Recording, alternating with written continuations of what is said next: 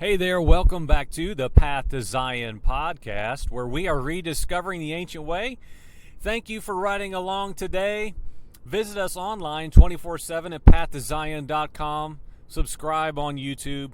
Track us down however you would like, and let us know that you're listening. Path to Zion podcast at gmail.com is how you do that. How are you doing? I hope you're doing well. This is what many people consider the holiday season, and people are busy doing this and doing that in some areas. Our life has been pretty mundane and not much going on. I just want to do a recording today for the program that's going to be very likely topically all over the place. I don't really have anything specific prepared to talk about today. I just know that this entire week we've not posted any new content whatsoever. It's Friday morning when I'm recording this, and for many people who celebrate Thanksgiving, that was yesterday. And I just have a few things knocking around in my head that I just thought, you know what, I need to do an episode. I don't have the ability right now as I drive out to work to tend to any of the studies I've been doing and you know, any kind of scriptural teaching with a little bit more precision. I just can't do that right now. So what I can do is just let's just talk, you know? Let's just be honest. We had some friends over last night. Briefly, they came by the house, and which is always a big deal when anybody comes out to the country to where we live. We love it when people come to our house, but recently that just doesn't happen very often, so it's very nice when it does. And a brother was just asking me, he said, "So Joel, what have you been studying? What is it you've been looking at?" And I just kind of sat there for a minute, and I thought, you know, I could answer this with some real quick, witty responses that sound really good and intriguing, and like some topics maybe I've been thinking towards that I could easily say, yeah, man, I've been studying this, and this. But you know what? My honest answer was, well, just not much right now.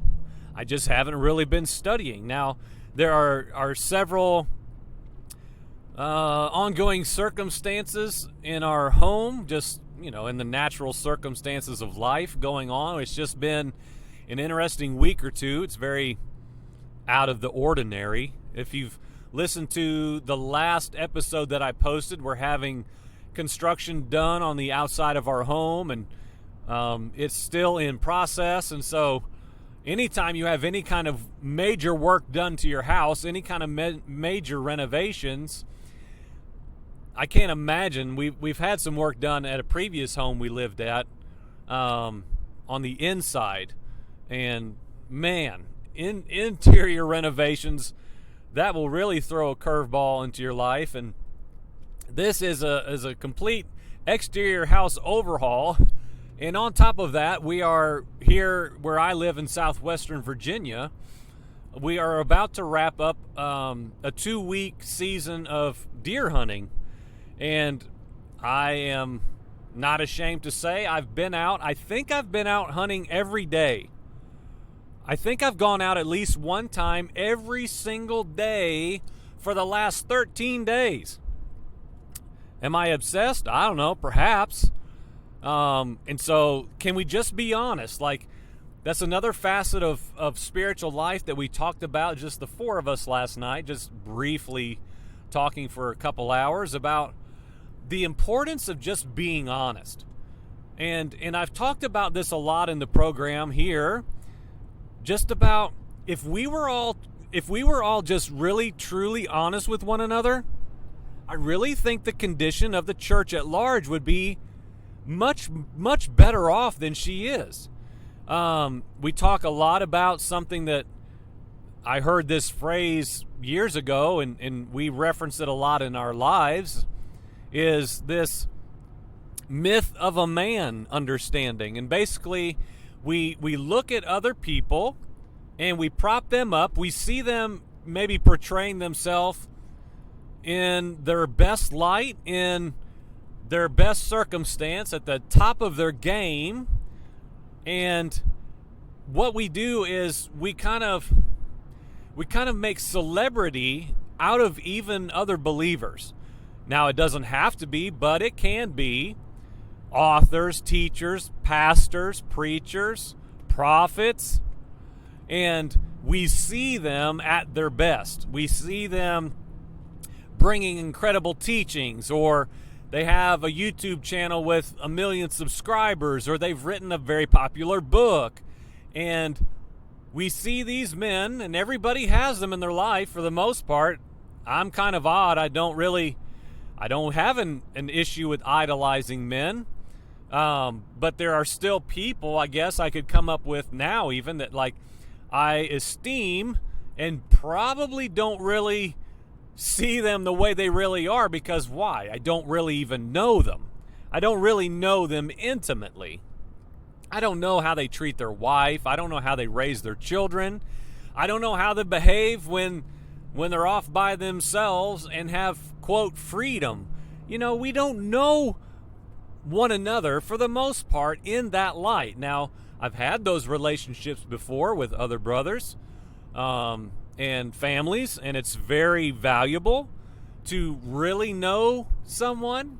But even in that context, we are all prone, and even in measure do it, actually live it out. We live a restrained life, in the sense of we're often not completely laid bare, transparent, open, and honest.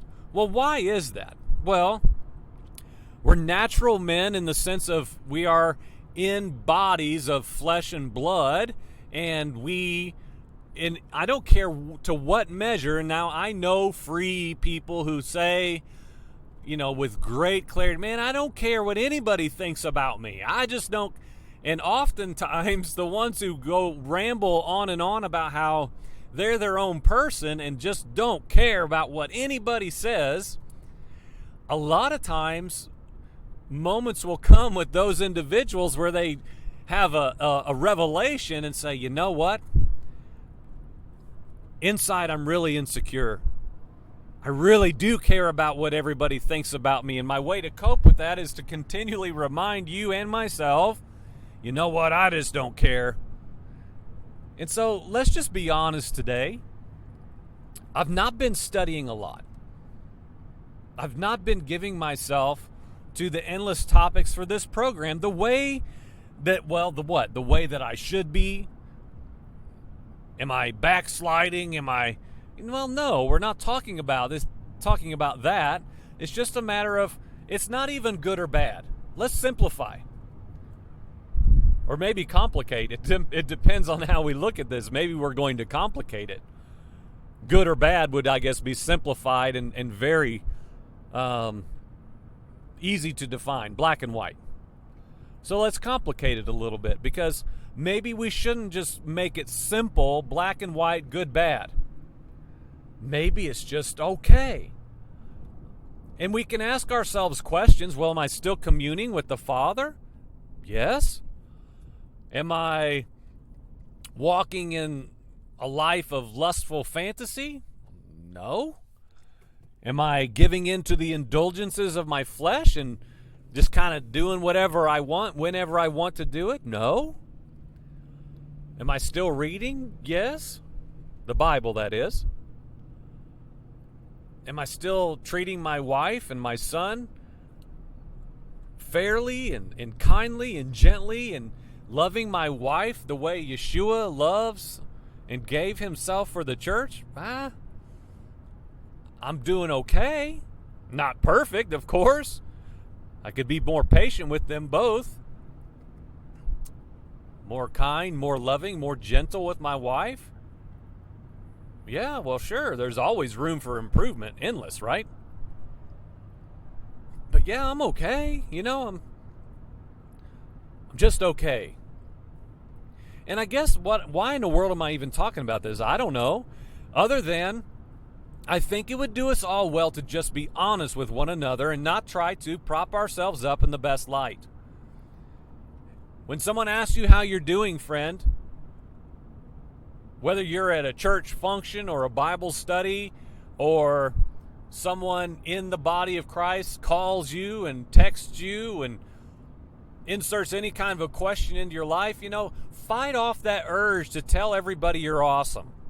Fight it off. Oh man, God's good, brother. Oh man, it, fist bump all the time. How's your week? Awesome. How's everything? Absolutely, perfectly awesome, man. Off the charts. Man, it's awesome. And see, here's the thing where this actually matters right now. I'm just hearing murmurings of a lot of believers. A lot of this boils down to online. I don't have a whole bunch of one-on-one interaction presently. But I still do try to gauge what people are feeling, saying, thinking about, especially in light of all the political drama and virus chaos and, all the cultural weirdness that is 2020.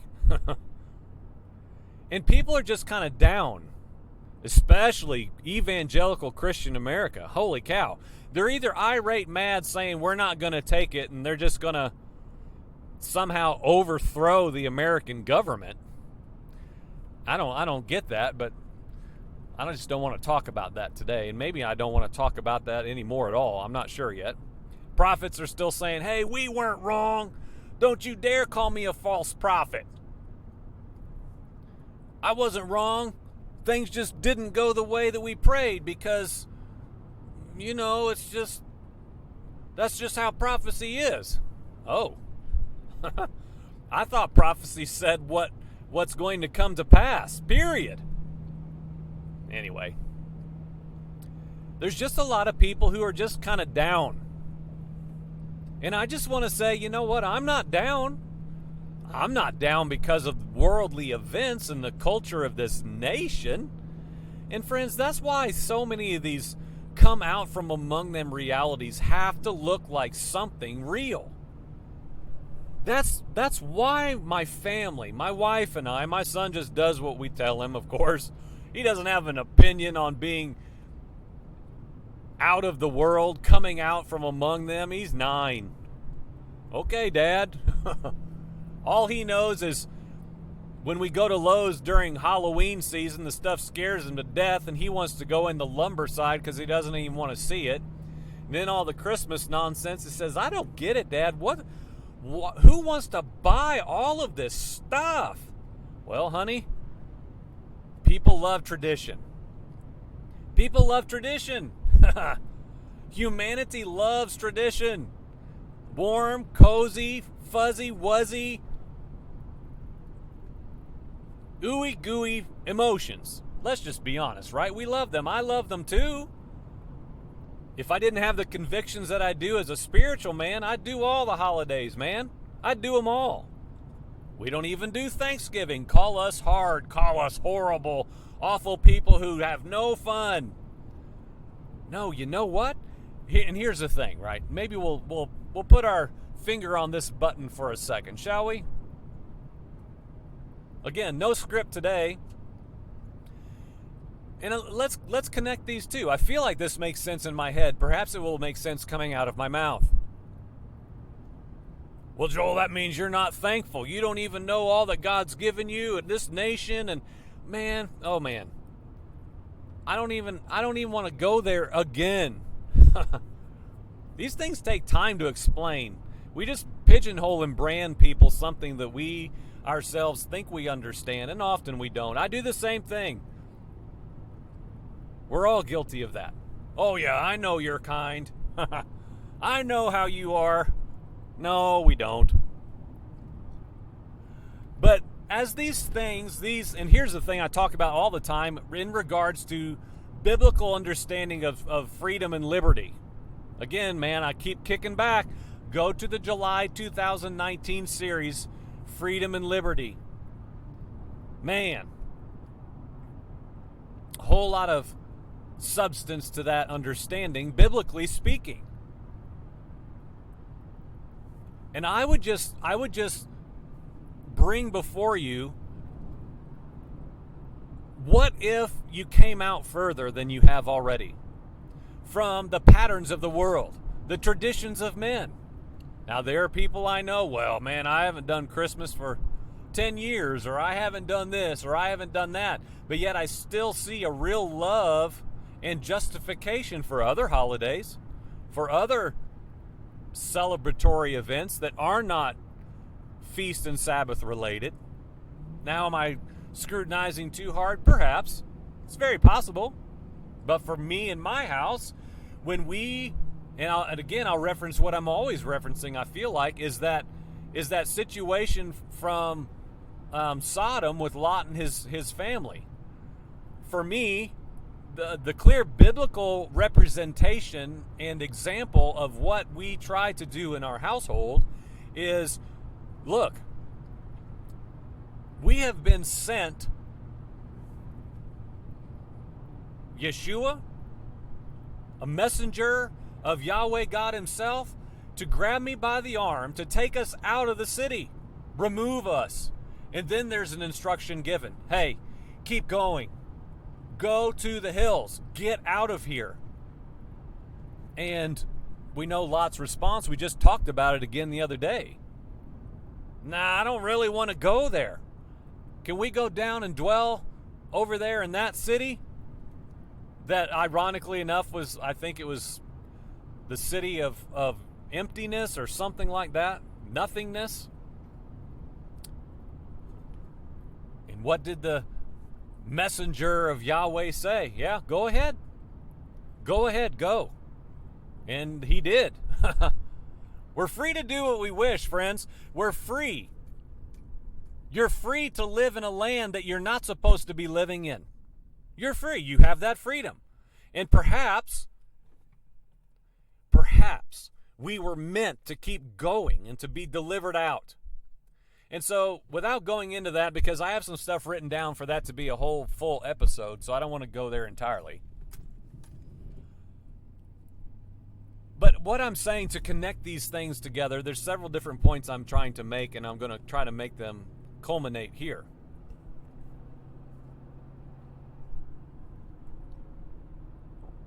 For all of you, any of you, who might be just down because of the holidays aren't what they normally are. I get it. I understand.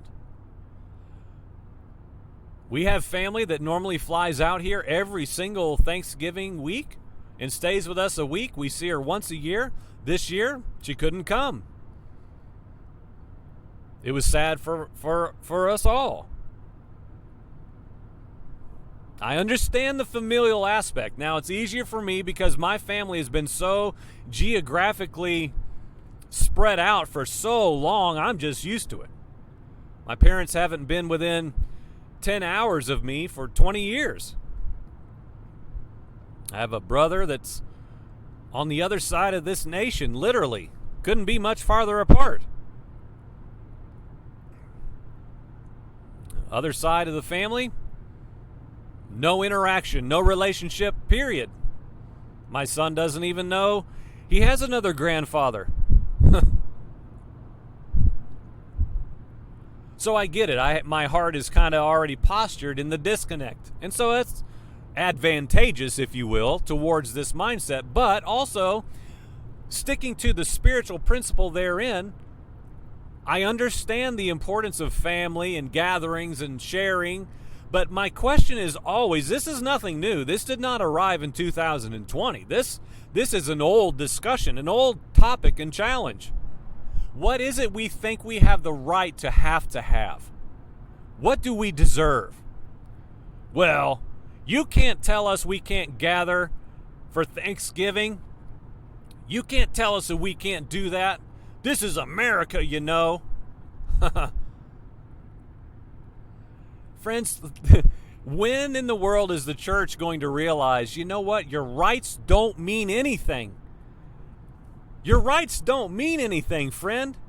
It's just words on a page by men that will be altered and, guess what, amended, changed, just like they have already been, to provide you the rights that you want and, quote, deserve now. you do realize that your national rights will change. They will be taken from you. Please, patriotic Christian American church, please realize this is coming for you. Things will change. I don't care how hard you squeeze your gun rack and hug your ammo boxes. They will be taken away. Those rights will be taken because this is a fallen, natural kingdom of men. And so what I'm saying in summary, we had better be careful where our feet reside. We talked about this in the Kingdom Question in the 2-part series that is on YouTube and on pathtozion.com about, do we live for the kingdoms of the world or the kingdom of Yahweh God? And this year is sifting and sorting out and giving us the ability to answer that question honestly for anyone who is postured to admit, you know what? Holy cow. I've got 4 of my toes on my right foot in the world. Deep down, buried. Maybe a whole foot.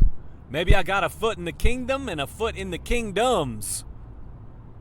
One of Yahweh God, unshakable, unmovable, and one of the world, which is now presently and will in increasing measure be shaken. And guess what, man? Guess what? Removed. So if you're down right now because you're not allowed to do what you think you should be able to do, what do you do about that? Do you mail your senator a nasty email and tell him how much you hate him because he's a conniving loser of a politician? Come on, really? That's what I see so many Christians doing. We need to let them know we can't stand them and we will not do their policies. Man, this is the governmental system of this nation, y'all. They're going about it the way that this nation was designed to go about things. It's just right now it's not going well for the right-wing majority. The system that they love, yet say that they hate, is producing results that are making them disgruntled, depressed, and just down and out. And all I'm saying is it possible that maybe this is a chance for the church to see that she's too much in the world? She's too controlled by her belly. Let's just be honest. We want Thanksgiving dinner. Give me 3 pounds of turkey, 2 pounds of stuffing, 4 sides, 12 biscuits, and 2 desserts, or else it's not Thanksgiving, and man, this stinks. Let's just be honest. Well, it's about seeing my great uncles. Okay, all right. In measure, that's probably true. Would I have loved to have seen my family yesterday? You had better believe it. Not saying we're anti-family, but all I am saying is we have to be able to sit back, check our hearts, and say what is really, really at the heart of what? Our hearts. What's at the center of our hearts? Tugging and feeling and emotions. Is it really our family? Is it really the relational bond with friends and family? Really? Or is it empty traditions? And this is what we do when the calendar says to do it. I'm just saying, is it possible that our traditions need put in their proper place? Man, right now, it's Black Friday today. I can guarantee you, man, get what you want. Get what your grandbabies want. Get it all. It's the American way. You're free now. Well, I can't afford it. It doesn't matter. Get a loan at the credit union, man. Put it on the credit card. It doesn't matter. Get what you want. It's been an awful year. I love this one. This has been such an awful year, man. Get what you want and just, gosh, enjoy something. Enjoy something, won't you? Have a good time. Take a vacation. You deserve this. And I'm telling you clear as a bell right here. That is a pattern of the world. That's a device of the enemy. Man, you deserve something good. You deserve relief. Get it however you need to, whether it's an extra piece of pie or whether it's that new flat screen HD Super 3D television. Hey, man, you deserve it. This year stinks. And if we're not careful, we ourselves, the church, those in the body of Messiah, in whatever increment, in great or small, we too will fall prey to this lie and deception. To be satisfied and to be relieved. And I'm saying as much as I know how. As clear as I know how to say it. I believe if the church is not careful, she's going to miss the purpose within the squeezing of 2020. I think that only with a month to go, it's very possible she's going to miss the squeeze. I would say, in closing, instead of falling on her knees and crying out to sovereign Yahweh God to drain the swamp of their own hearts and their own vileness and our own depravity and our own sin and rebellion and self-reliance. Instead of that, the church is looking elsewhere. Pointing fingers, as usual. They are the problems. They are the problems. They are unrighteous. They are deceivers. They are liars.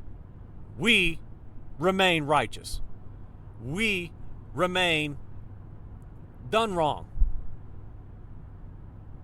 And all I'm saying is, church, don't miss it, man. I don't know what's coming, and I don't even know if God cares that on our calendars this year is about to end. He doesn't operate according to our calendar. So I don't even know how that works. I'm just being honest. But according to our timetable that we live according to here, that's on our phones and on our walls of our offices and homes, there is only a year left of this calendar year. Church, don't miss the purposes of the squeezing. Don't seek relief in holiday traditions. Don't seek relief by gifts. Don't seek relief by drinking alcohol. Don't seek relief by doing any of these things that will in fact bring us relief in a temporal sense. Don't run there. Be guarded. Be wise. Be mature. Be ones who, like the suffering servant Yeshua Messiah, you know what? I'm going to say no. I'm going to say no to all this stuff. Why? Because I believe I'm in the firstborn of the many brethren, and he was one who endured to the end, denying himself, suffering by choice. Why? To be found with both feet firmly established in an unshakable kingdom. Friends, the church is being shaken, but I don't think she's seeing the purposes within why. And I think her response, let's just be frank, her response stinks.